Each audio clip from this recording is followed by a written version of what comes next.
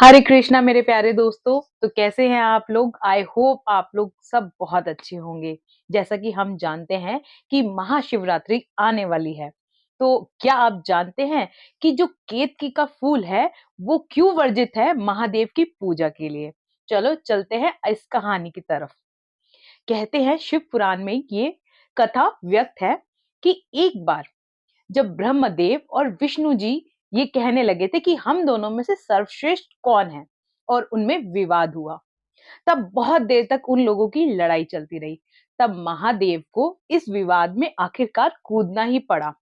उन्होंने एक शिवलिंग की उत्पत्ति करी और महादेव जी ने ब्रह्मा और विष्णु जी से कहा कि जो भी इसका आदि या अंत ढूंढ लाएगा वो घोषित कर दिया जाएगा कि वो विजयी है और सर्वश्रेष्ठ वही है।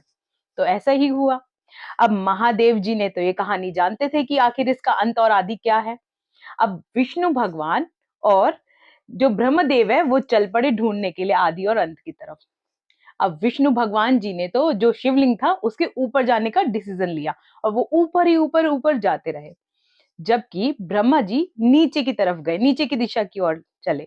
अब इतनी लाख कोशिशों के बाद जब विष्णु जी को उसका मतलब आदि अंत नहीं मिला, तब उन्होंने महादेव जी के पास गए और उन्होंने मान लिया कि देखो मुझे तो इसका आदि अंत नहीं मिला और मैं मानता हूं मैं विजयी नहीं हुआ।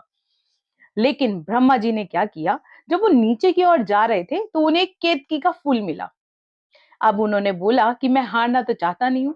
तो उन उस केतकी के फूल को फैला फुसला लिया और कहने लगे कि आप तुम ऐसा करना कि अब हम महादेव के पास जाएंगे और झूठ बोल देना। ऐसे ही हुआ। फिर केतकी का फूल गवाही देते हैं महादेव के सामने कि हाँ हमें इसका जो शुरुआत है शिवलिंग की वो मिल चुकी है। महादेव जी तो सब जानते थे कि इसका आदि और अंत क्या है। तो उन्होंने ब्रह्मदेव को बोला कि तुम झूठ बोल रहे हो और गुस्से में आकर उनके जो पंचमुख थे एक मुख को काट दिया। इसी वजह से उनका पंचमुख से वो चार चार मुख हो गए। और केतकी के फूल को ये कहा गया कि अब से तुम मेरी पूजा में वर्जित हो। कहते हैं कि केतकी के फूल को चढ़ाना महादेव की पूजा में एक पाप के समान है। अब की बार शिवरात्रि में इस बात का खास ध्यान रखना कि गलती से भी आप केतकी का फूल महादेव की पूजा में ना चढ़ाना। और ऐसी कहानियों के लिए मुझे सब्सक्राइब करना ना भूलिए। कुछ नया रोज सीखेंगे।